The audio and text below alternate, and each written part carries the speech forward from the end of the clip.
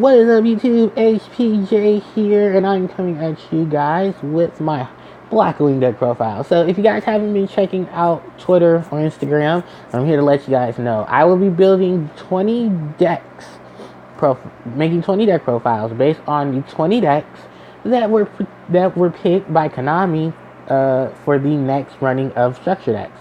They have told us that they wanted to see which deck that us, the Yu-Gi-Oh players, would be able to choose to be the next structure deck. And I'm really excited to see what a lot of people would choose, because there are so many variations of decks that can easily be chosen. And just, oh my god, the array of things that can easily just go with this is bananas. It really is. So I'm just really excited to see what will happen. This is going to be a very long video because I haven't played Blackwings in such a long time. And I kind of just going off of what I've seen and then trying to build a core to what I have. But there are a lot of things I could easily suggest based off of what you see here. There's, of course, there's the Value engine. There's, Call by the Graves. A lot of various hand traps that you can easily put in the Blackwings. If this is not particularly your build, if it's not, that's fine.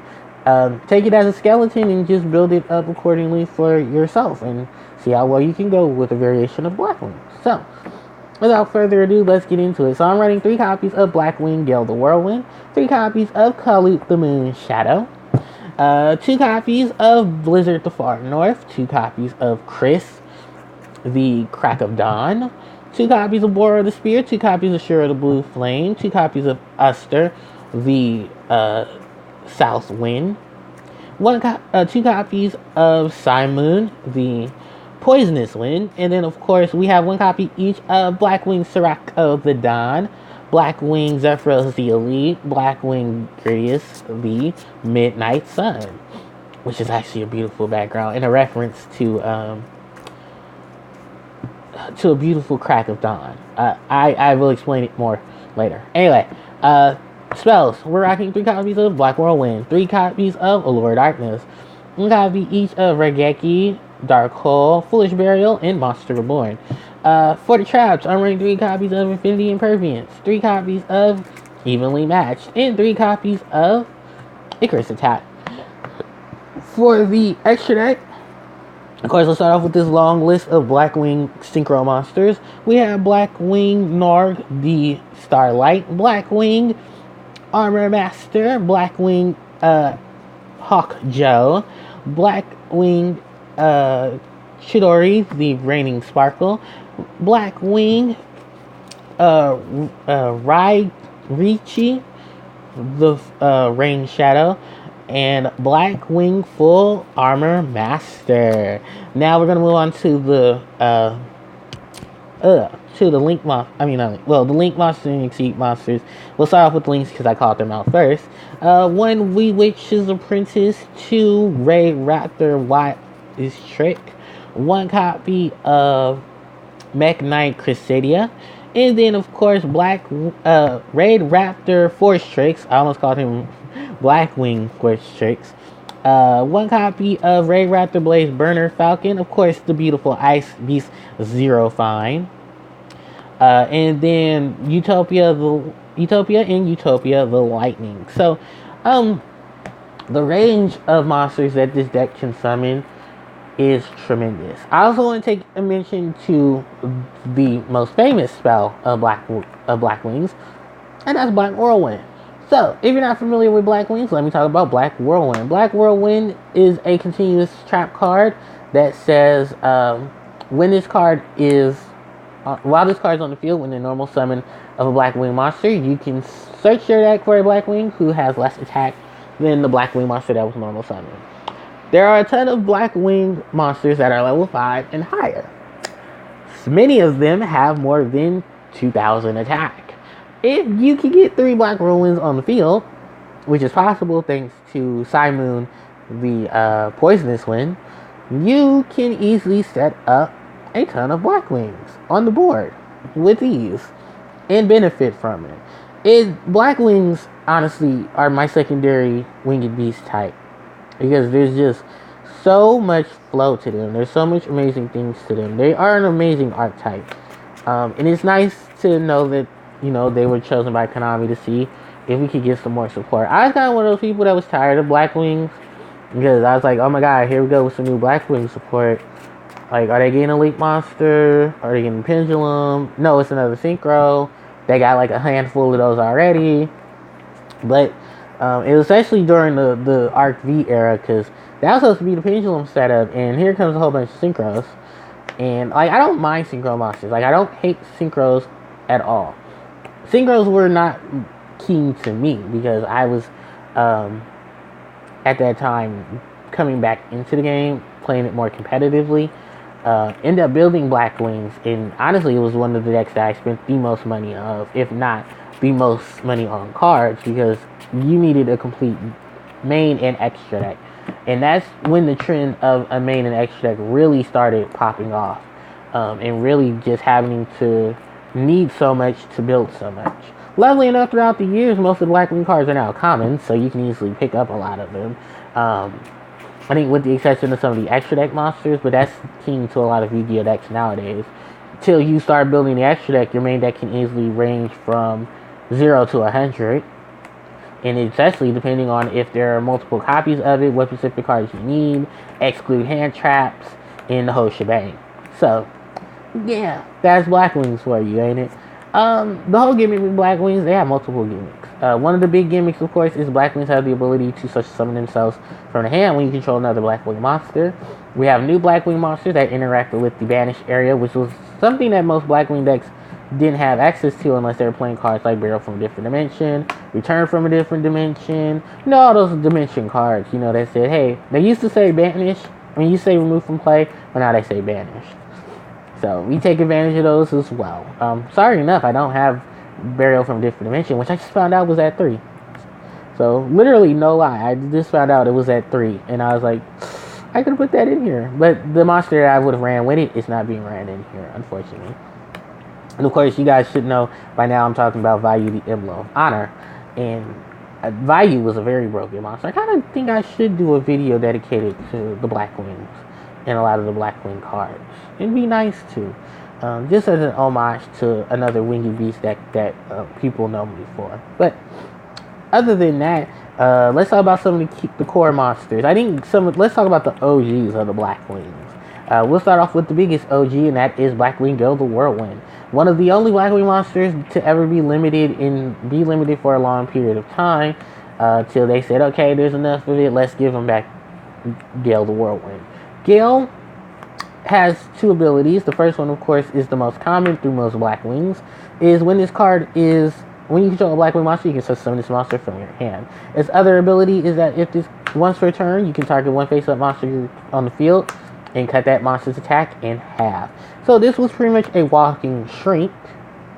In addition to being a walking shrink, it was a tuner monster, and a very flexible tuner monster. You could put Blackwing Gale the Whirlwind in practically any deck and give it access to Synchros and give it access to Blackwing Synchro monsters, which became the real reason for why Gale ended up being hit. You had so many different combinations with Gale outside of its archetype and within its archetype. Because let's talk about Sirocco the Dawn. Sirocco the Dawn could be normal summon without a tribute. You can target one Blackwing monster you control, and that monster's attack becomes the attack of all Blackwing monsters combined till the end of the turn. Then you look at a monster like Blackwing Bora the Spear, who can also be normal summoned. He can be special summoned while you control a Blackwing monster. When this card attacks an opponent's monster, inflict piercing damage to your opponent. If you don't know what the term piercing damage means, it pretty much means if a monster attacks an opponent's monster while it's in defense position, if the defense is lower than the attack of the attacking monster, then you deal damage to your opponent equal to the difference, like you were attacking a monster in attack position. The thing about Bora the Spear is that what you would do is you would summon Gale the Whirlwind. No, you normal summon Sirocco the Dawn. You special summon Bora the Spear. You'll special summon Gale the Whirlwind. You'd activate Gale's effect to have a monster's attack and defense. Then you would pump Bora with the attack of the Blackwing monsters that was on the field. So, like, you would speed fast through a lot of Blackwings. You'd summon another Gale, and you'd go for Armor Master with another Bora, and then you'd have all these Blackwings together, and then you just drop Kalut Moonshadow. So Kalut is pretty much the archetype equivalent to Honest, where if your opponent is attacked, your Blackwing monster is being attacked or is attacking, you can discard this card from your hand to give that monster 1400 attack till the end of the turn. You stacked triple Kalut and then made Bora swing for a ton of damage to win you the game, or win you the duel. And with that combination, of course, they had to hit Gale, because Gale was just so damn broken. Gale is honestly still one of my favorite Blackwing monsters, because it's just so damn cute. And then I look at Arster, and I'm like, oh, there are a lot of cute Blackwings. And God, I can tell you now from playing a lot of various games, the cuter the card is, the deadlier it gets. Do not be fooled. You can look at some really tough monsters, and you're like, oh, look at the cute little one, and the cute little one blows up the field and then gives you life points for it. Like, what? Yeah. Because if it ain't the waifus, yeah, it's the giant dragon or the cute little imp. That, oh, moment, and then, oh, you can do that? Yeah, that is pretty much JRPGs and video games in a nutshell. Some things can be cute, they are probably doing the most effective damage. Look at all the hand traps in Yu-Gi-Oh, right? Lolly galore. Anyway, some other starring cast members, we look at Poisonous Wind, Simon, who pretty much puts Black Whirlwind on the field. I was going to run 3 of these, but I was trying to fit in a lot of the other Blackwing cast, and I wanted to see some of the new members of the Blackwings get some shine. Even though most of the deck has now been taken over by Gale and Kalut, honestly, I do love the fact that we have a monster that can search for Black Whirlwind. When we play him without Tribute, we can search for monsters, but the only monsters we can summon for the rest of the turn are dark. Listen, that's not a bad thing, because look at the extra deck. And I hate that players complain about that. Oh no, this card's limiting me from such so many monsters from... Listen, check the cards in your attribute and plan accordingly. That's how you play this game. You want to have effectiveness? Sometimes effectiveness comes with a cost. This is one of those monsters that comes with a cost. All you can do is play dark monsters for the rest of the turn. That's fine. You got a ton of them. Take advantage of it. And if you're locked out, you have cards to help you get out of that lockout. That's how you play the game. You just gotta adapt to the situation and take advantage of that whole thing. It's called adaptability. I read it in a book once. Now, the next thing we talk about, of course, is Shura the Blue Flame. Shura isn't as fast as Shura used to be, or as reliable, because most things... Because Shura, you need to defeat something in battle in order for its effect to trigger. Shura used to be a very big and hot commodity for the Blackwings because of that effect. It's died down, sadly enough, but it's honestly still one of my favorites. But it's not as favorable, of course, as Gale or Ouster. And speaking of Ouster, let's talk about Ouster. Ouster has the ability to summon a Blackwing level 4 or lower monster from your banished when it's normal summon. It can't be special summon, which that also tends to be some of the other Blackwings. Downside is it can't be special summon, which sucks. But hey, if you can't be special summon, or you doing some special summoning, you're by means all good with me. And I don't have a problem with someone like this, because it helps me get access to my other Blackwing monsters. And then it has the ability to put wedge counters on the board, or put counters on Black Winged Dragon. I'm never using Black Winged Dragon unless I have to side it in for a Blackwing, but it's not a bad card.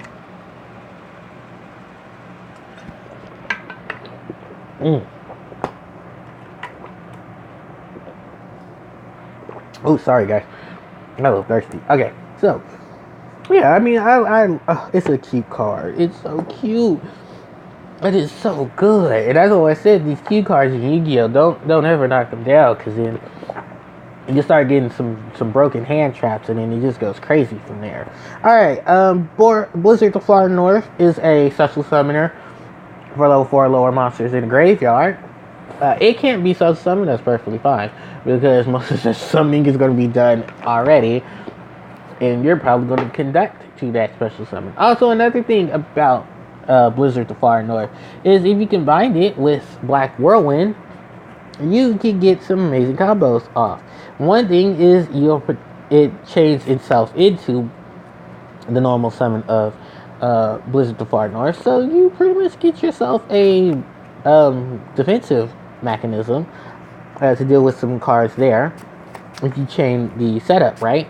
And then pretty much you can get a lot of things off of this. Can you get Blizzard? No, you can't get Gale. Oh, you can. No, you can get Kalu. Can you get Alster? No, you can't get Alster. Oh, you can't get Gradius if that's ever a help, because Gradius is a non-effect monster.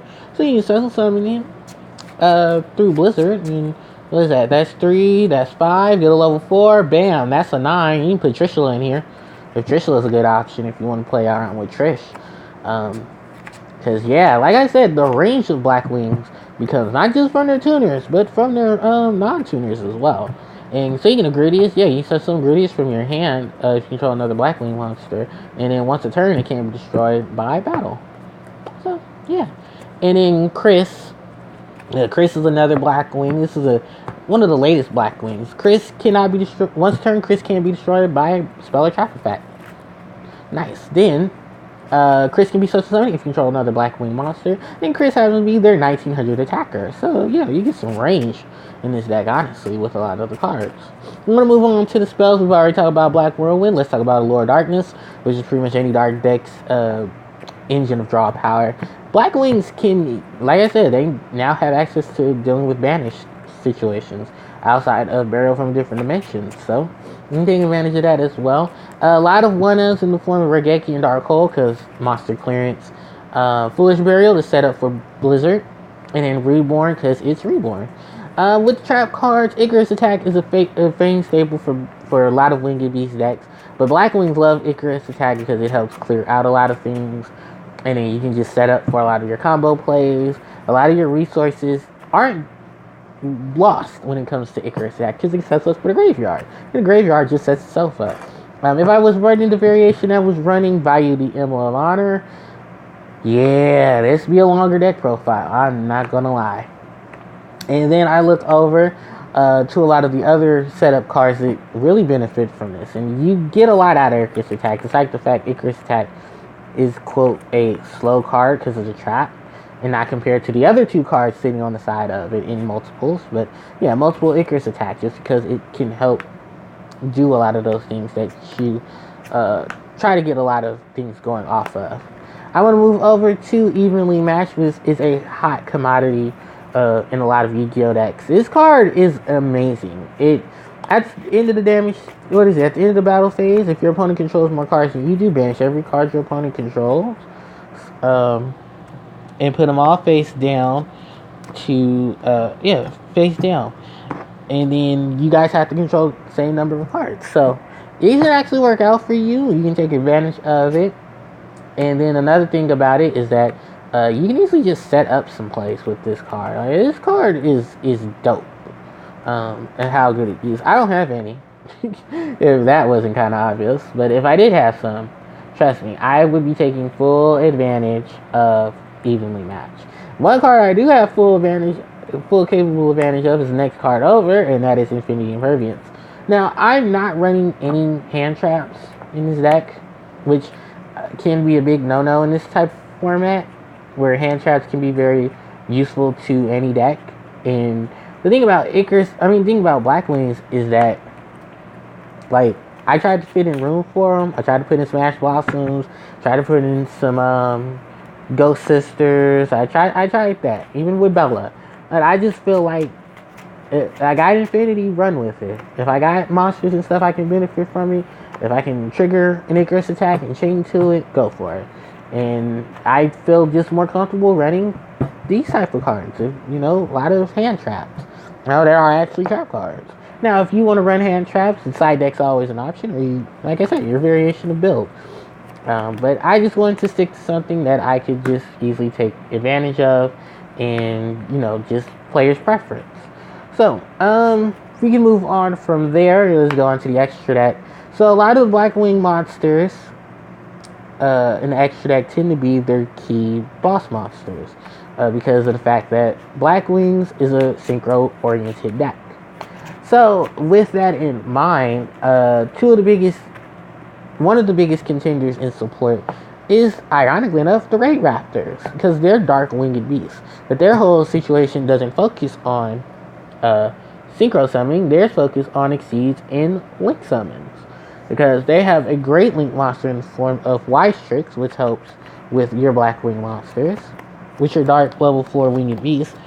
And then you can easily take advantage of all your other stuff. Because guess what? Hey, I'm not going to use that monster for synchro summon. For a link summon. I'm going to synchro with it. I'm going to drop another tuner. Or drop a couple of tuners. And in synchro. So Wise Tricks helps out in that. Then we have, Force Tricks, which can search for my dark winged beast. And then for each winged beast on the board, it's going to get 500 attack and defense. So there's even more commodity with that setup. It's like, honestly, this is, I have to say, bar to demand, it is honestly some really good support within an archetype that most people would not have seen. So I'm really excited for it.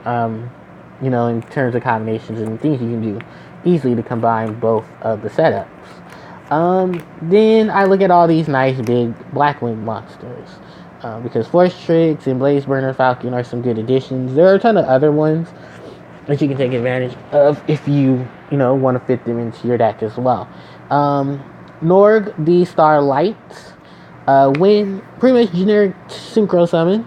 When this card is special summon, inflict 800 points of damage to your opponent. Then you select one face-up monster they control, and it loses 800 attack and defense. What is it? Its other effect is that you can normal summon a Blackwing monster in addition to your normal summon set. You can only gain this effect once per turn. Black Whirlwind. Yeah, that's literally what it's setting up for. Black Whirlwind. And I'm so sorry, I'm not running Blackwing Armwing. Because Armwing is one of the infamous level 6s for this deck. Like, there's just so many tons of synchro monsters you can build in this deck. And you put it in, but I just put in the array of Blackwing. You can build Armwing. You can go for Cataster. You can set up for Ancient Fairy, Black Rose, Stardust Dragon, Stardust Spark Dragon, Stardust Starlight Dragon. Like, it's so many of these monsters that are synchros that this deck can just feed off of. But I just chose the ones that I could because they're all Blackwings, and I wanted to talk about the Blackwings. So, Blackwing Arm Master. Its cost cannot be destroyed by battle. This monster attacks an opponent's monster and give it a wedge counter. You can take the wedge counter off. Yeah, place one wedge counter on that monster at the end of the damage step. You can remove all wedge counters on your opponent's monsters to reduce their attack and defense to 0. And then you just beat their face in. Or you can summon Bora, and Bora can pierce through. So... Then we have Hawk Joe. I'm not too familiar with Hawk Joe, but Joe can pretty much target a level 5 or higher Blackwing winged beast monster in graveyard, special summon it, and then during either player's turn, when an effect to target only this card, or your opponent's targeting this card for an attack, you can select another Blackwing monster you control, and that becomes the target for the attack or the card effect. So it pretty much just gets out of dodge. But hey, it gives me a special summon of a Blackwing or higher monster. Then we have Chidori, not confused with Lightning Chidori, but Chidori, when it's synchro summoned using a Blackwing monster, it becomes a tuner. And this actually helps go into Blackwing Full Armor Master.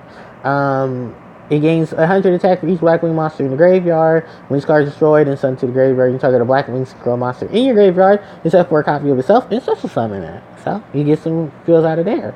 Then we have Rikiri, the Rainstorm, pretty much another Blackwing tuner synchro monster. That if you use a Blackwing monster for its material, it becomes a tuner. And then once a turn, you target one of your opponent's cards up to another Blackwing monsters you control and destroy them. So it's a way to clear out the board. It becomes a tuner. And that's actually the gimmick with some of these Assault Blackwings, is that they become tuner monsters. Now let's talk about the biggest Blackwing in the game. No, we're not talking about Silverwing Ascended. No, we are talking about Blackwing Full Armor Master. So this is one of the newest additions to Crow's lineup of Blackwings. 3,000 attack, 3,000 defense. 1 Blackwing tuner, 1 or more non-tuners. So this is why a lot of those assault monsters have the effect of when you use a Blackwing for their synchro summon, they become tuner. It's unaffected by other card effects. Once a time a monster your opponent controls activates an effect, you place a wedge counter on that monster, 1 max. After the effect resolves, once a turn you can target 1 monster your opponent controls with a wedge counter and take control of it. Once a turn during the end of the step, you can destroy all monsters on the field and have a wedge counter. So it's removal, it's strategy breaker. Like, it's crazy the things you can do with this. There is a Blackwing that gives monsters Blackwing counters, and you can take advantage of that as well. So yeah, this to see a full armor master and how abrupt it can be. Like, that's literally what a boss monster is supposed to do, main or extra. Take advantage of what your other monsters can do, your setups for your other monsters, and grow from it. And plus, this monster can be such summoned again. So yeah. So the only other things to talk about are what? Ice Beast Zero Fine, which is a staple for Winged Beast decks, and she can negate stuff. And then when you're running low for an engine, of course, Utopia the Ray can also be Utopia the Lightning can also be an option. Any other little things I can talk about? Of course, the Vayu engine, which I wasn't running, but I can easily make a video if that was ever suggested. It's nice to see some Blackwings on the channel again, and I'm really stoked to see if they're going to be the next deck that can be easily chosen to get some new support through a structure deck. So, alright, right, this is pretty much the end of the video. So, I know it's a pretty long one, and I do apologize for it, but it's just been a minute since I played Blackwings and had a lot to talk about when it comes to these guys. A lot of history with them. So, don't forget to like, comment, share, and subscribe. Thank you guys so much for watching. Hope you guys enjoyed the video and the content. Of course, you can always follow me on Instagram and Twitter and Facebook, because I have the links in the descriptions below. Thank you guys so much for watching, and I will catch you guys next time. Hit that notification bell when you guys want to inform when I do some of my uploads and when I hit my live streams. So, I'll catch you guys next time. HPJ signing out. Take care.